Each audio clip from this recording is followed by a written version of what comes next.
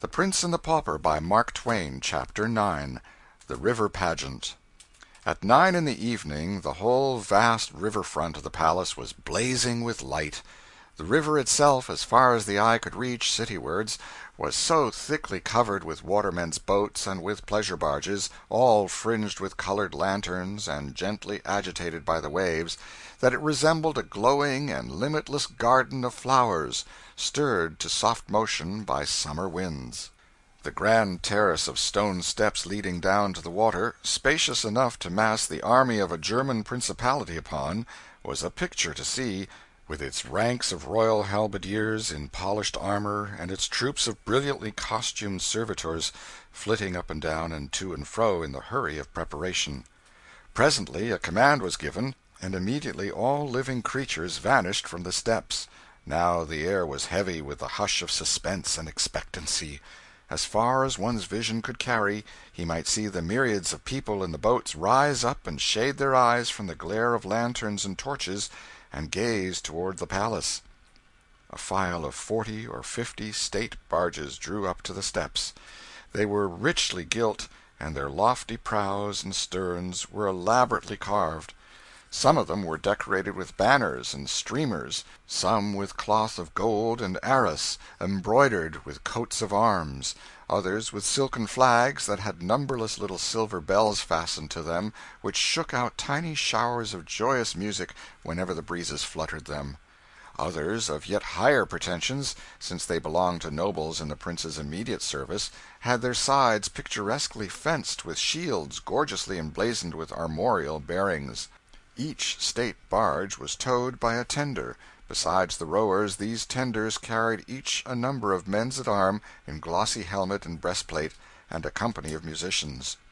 The advance guard of the expected procession now appeared in the great gateway, a troop of halberdiers.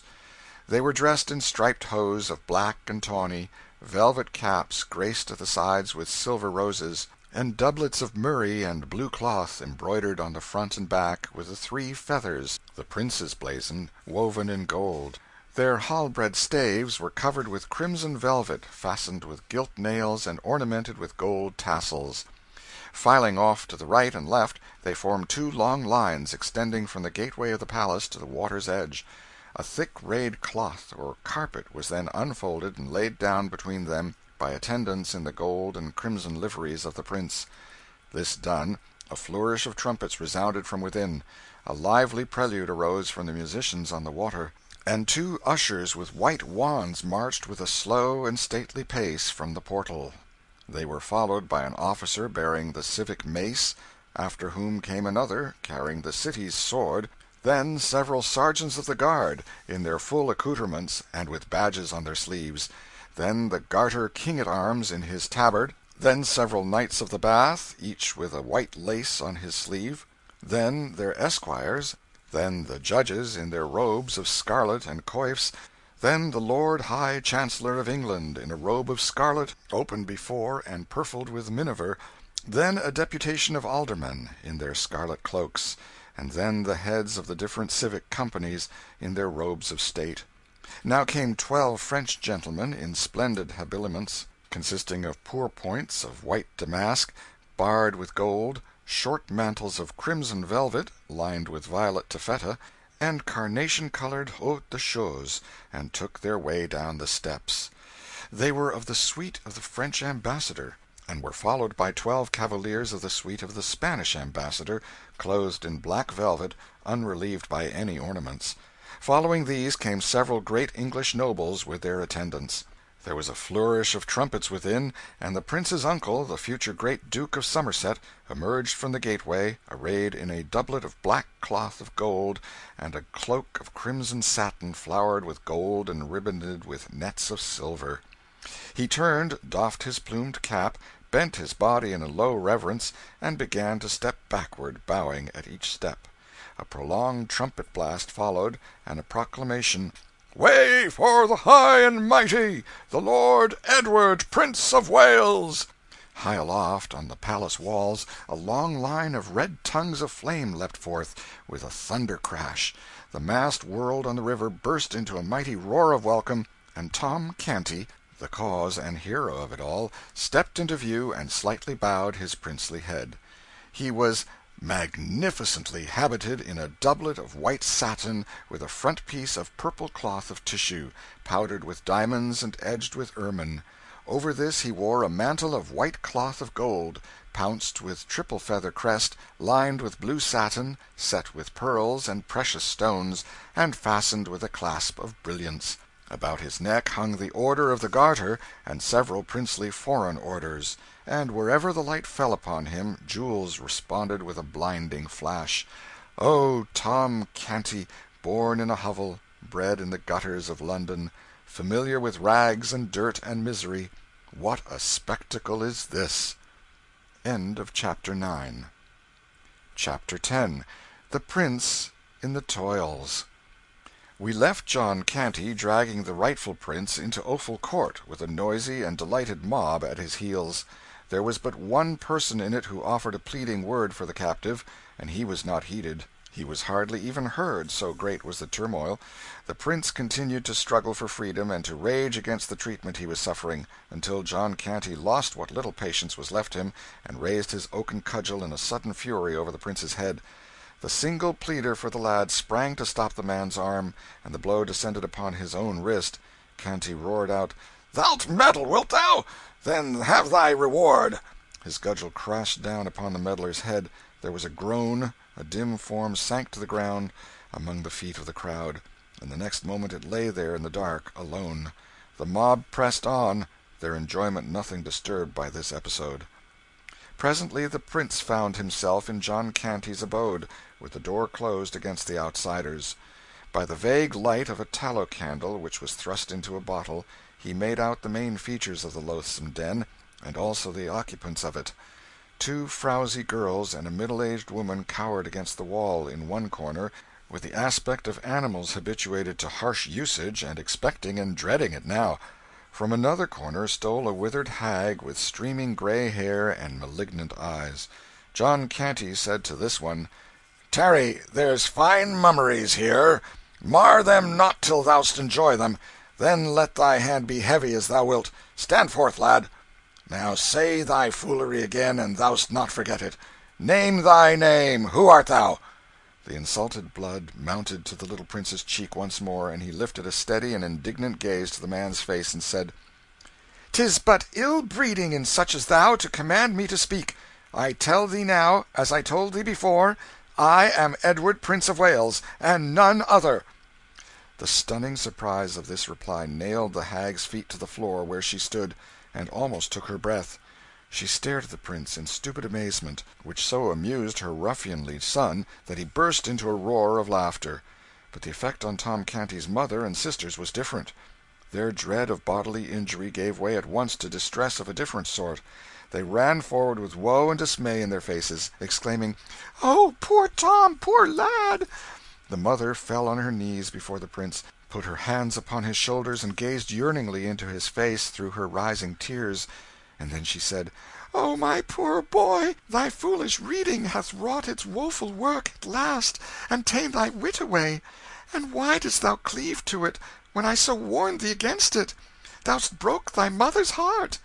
The prince looked into her face, and said gently, "Thy son is well, and hath not lost his wits, good dame. Comfort thee. Let me to the palace where he is, and straightway will the king my father restore him to thee." "The king thy father? Oh, my child, unsay these words that be freighted with death for thee, and ruin for all that be near to thee. Shake off this gruesome dream. Call back thy poor wandering memory. Look upon me. Am I not thy mother, that bore thee and loveth thee?" The prince shook his head, and reluctantly said, "God knoweth I am loath to grieve thy heart, but truly have I never looked upon thy face before." The woman sank back to a sitting posture on the floor, and covering her eyes with her hands, gave way to heart-broken sobs and wailings. "Let the show go on!" shouted Canty. "What, Nan? What, Bet? Mannerless wenches! Will ye stand in the prince's presence? Upon your knees, ye pauper scum, and do him reverence!" He followed this with another horse laugh. The girls began to plead timidly for their brother, and Nan said, "An thou wilt but let him to bed, father, rest and sleep will heal his madness. Prithee do." "Do, father," said Bet. "He is more worn than is his wont. To-morrow will he be himself again, and will beg with diligence, and come not empty home again." This remark sobered the father's joviality, and brought his mind to business. He turned angrily upon the prince, and said, "The morrow must we pay 2 pennies to him that owns this hole. 2 pennies, mark ye! All this money for a half-year's rent, else out of this we go. Show what thou'st gathered, with thy lazy begging." The prince said, "Offend me not with thy sordid matters. I tell thee again, I am the king's son." A sounding blow upon the prince's shoulder from Canty's broad palm sent him staggering into Goodwife Canty's arms, who clasped him to her breast and sheltered him from a pelting rain of cuffs and slaps by interposing her own person. The frightened girls retreated to their corner, but the grandmother stepped eagerly forward to assist her son.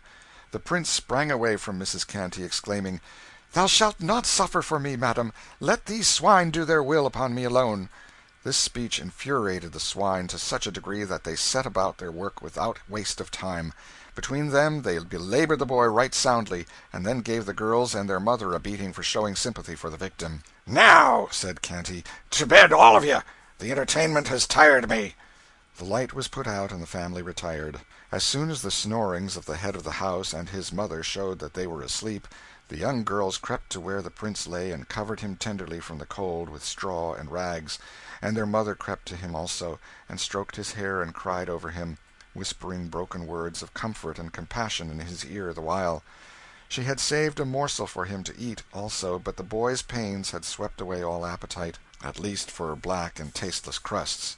He was touched by her brave and costly defence of him, and by her commiseration, and he thanked her in very noble and princely words, and begged her to go to her sleep and try to forget her sorrows. And he added that the king, his father, would not let her loyal kindness and devotion go unrewarded. This return to his madness broke her heart anew, and she strained him to her breast again and again, and then went back, drowned in tears, to her bed. As she lay thinking and mourning, the suggestion began to creep into her mind that there was an undefinable something about this boy that was lacking in Tom Canty, mad or sane. She could not describe it, she could not tell just what it was, and yet her sharp mother instinct seemed to detect it and perceive it. What if the boy were really not her son, after all? Oh, absurd! She almost smiled at the idea, spite of her griefs and troubles. No matter, she found that it was an idea that would not down, but persisted in haunting her. It pursued her, it harassed her, it clung to her, and refused to be put away or ignored. At last she perceived that there was not going to be any peace for her until she should devise a test that should prove, clearly and without question, whether this lad was her son or not, and so banish these wearing and worrying doubts. Ah, yes, this was plainly the right way out of the difficulty. Therefore she set her wits to work at once to contrive that test. But it was an easier thing to propose than to accomplish. She turned over in her mind one promising test after another, but was obliged to relinquish them all. None of them were absolutely sure, absolutely perfect, and an imperfect one could not satisfy her. Evidently she was racking her head in vain. It seemed manifest that she must give the matter up. While this depressing thought was passing through her mind, her ear caught the regular breathing of the boy, and she knew he had fallen asleep. And while she listened, the measured breathing was broken by a soft, startled cry, such as one utters in a troubled dream.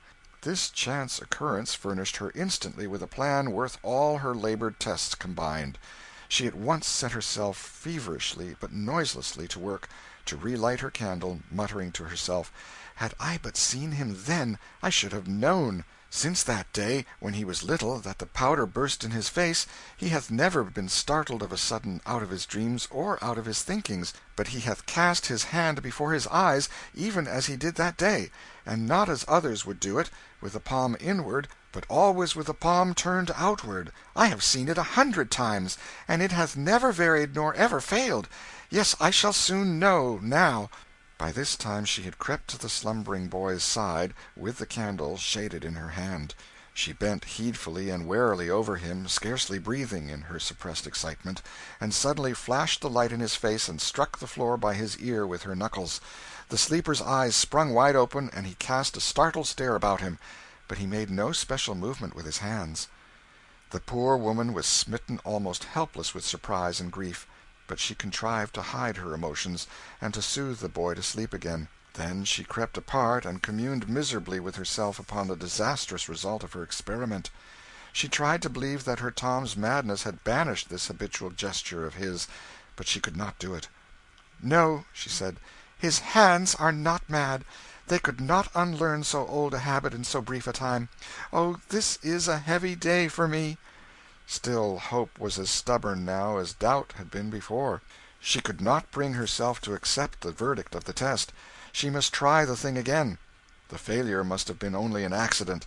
So she startled the boy out of his sleep a second and a third time at intervals, with the same result which had marked the first test. Then she dragged herself to bed and fell sorrowfully asleep, saying, "But I cannot give him up. Oh, no, I cannot, I cannot. He must be my boy." The poor mother's interruptions having ceased, and the prince's pains having gradually lost their power to disturb him, utter weariness at last sealed his eyes in a profound and restful sleep. Hour after hour slipped away, and still he slept like the dead. Thus 4 or 5 hours passed. Then his stupor began to lighten. Presently, while half asleep and half awake, he murmured, "Sir William!" After a moment, "Ho, Sir William Herbert! Hie thee hither, and list to the strangest dream that ever. Sir William, dost hear? Man, I did think me changed to a pauper, and ho, there guards! Sir William! What? Is there no groom of the chamber in waiting? Alack, it shall go hard with—" "What aileth thee?" asked a whisper near him. "Who art thou calling?" "Sir William Herbert, who art thou?" "I? Who should I be but thy sister Nan? Oh, Tom, I had forgot. Thou'rt mad yet. Poor lad, thou'rt mad yet. Would I had never woke to know it again. But prithee master thy tongue, lest we all be beaten till we die." The startled prince sprang partly up, but a sharp reminder from his stiffened bruises brought him to himself, and he sunk back among his foul straw with a groan and the ejaculation, "Alas, it was no dream, then!" In a moment all the heavy sorrow and misery which sleep had banished were upon him again, and he realized that he was no longer a petted prince in a palace, with the adoring eyes of a nation upon him, but a pauper, an outcast, clothed in rags, prisoner in a den fit only for beasts, and consorting with beggars and thieves. In the midst of his grief he began to be conscious of hilarious noises and shoutings, apparently but a block or two away. The next moment there were several sharp raps at the door. John Canty ceased from snoring, and said, "Who knocketh? What wilt thou?" A voice answered, "Know'st thou who it was thou laid thy cudgel on?" "No, neither know I nor care." "Belike thou'lt change thy note eftsoons, and thou would save thy neck. Nothing but flight away stead thee. The man is this moment delivering up the ghost. 'Tis the priest, Father Andrew." "God a mercy!" exclaimed Canty. He roused his family, and hoarsely commanded, "Up with all of ye, and fly, or bide where ye are and perish." Scarcely 5 minutes later the Canty household were in the street and flying for their lives. John Canty held the prince by the wrist, and hurried him along the dark way, giving him this caution in low voice, "Mind thy tongue, thou mad fool, and speak not our name. I will choose me a new name speedily to throw the law's dogs off the scent. Mind thy tongue, I tell ye." He growled these words to the rest of the family, "If it so chance that we be separated, let each make for London Bridge. Whoso findeth himself as far as the last linen draper's shop on the bridge, let him tarry there till the others be come. Then will we flee into Southwark together." At this moment the party burst suddenly out of darkness into light, and not only into light, but into the midst of a multitude of singing, dancing, and shouting people massed together on the river's frontage. There was a line of bonfires stretching as far as one could see, up and down the Thames. London Bridge was illuminated, Southwark Bridge likewise. The entire river was aglow with the flash and sheen of colored lights, and constant explosions of fireworks filled the skies with an intricate commingling of shooting splendors and a thick rain of dazzling sparks that almost turned night into day. Everywhere were crowds of revellers. All London seemed to be at large. John Canty delivered himself of a furious curse and commanded a retreat, but it was too late. He and his tribe were swallowed up in that swarming hive of humanity, and hopelessly separated from each other in an instant. We are not considering that the prince was one of his tribe. Canty still kept his grip upon him. The prince's heart was beating high with hopes of escape now. A burly waterman, considerably exalted with liquor, found himself rudely shoved by Canty in his efforts to plough through the crowd.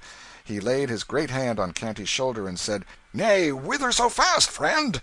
Dost canker thy soul with sordid business, when all that be leal men and true make holiday?" "Mine affairs are mine own, they concern thee not," answered Canty, roughly. "Take away thy hand and let me pass." "Sith that is thy humour, thou'lt not pass till thou'st drunk to the Prince of Wales, I tell thee that," said the waterman, barring the way resolutely. "Give me the cup, then, and make speed, make speed." Other revellers were interested by this time. They cried out, "The loving cup, the loving cup! Make the sour knave drink the loving cup, else we feed him to the fishes." So a huge loving cup was brought. The waterman, grasping it by one of its handles, and with his other hand bearing up the end of an imaginary napkin, presented it in due and ancient form to Canty, who had to grasp the opposite handle with one of his hands and take off the lid with the other, according to the ancient custom. Footnote: The loving cup. The loving cup and the peculiar ceremonies observed in drinking from it are older than English history. It is thought that both are Danish importations. As far back as knowledge goes, the loving cup has always been drunk at English banquets. Tradition explains the ceremonies in this way. In the rude ancient times it was deemed a wise precaution to have both hands of both drinkers employed, lest while the pledger pledged his love and fidelity to the pledgee take that opportunity to slip a dirk into him. End of footnote. This left the prince hand-free for a second, of course. He wasted no time, but dived among the forest of legs about him and disappeared. In another moment he could not have been harder to find, under that tossing sea of life, if its billows had been the Atlantic's, and he a lost sixpence. He very soon realized this fact, and straightway busied himself about his own affairs without further thought of John Canty. He quickly realized another thing, too, to wit, that a spurious Prince of Wales was being feasted by the city in his stead. He easily concluded that the pauper lad, Tom Canty, had deliberately taken advantage of his stupendous opportunity and become a usurper. Therefore there was but one course to pursue: find his way to the Guildhall, make himself known, and denounce the impostor. He also made up his mind that Tom should be allowed a reasonable time for spiritual preparation, and then be hanged, drawn and quartered, according to the law and usage of the day, in cases of high treason. End of chapter 10.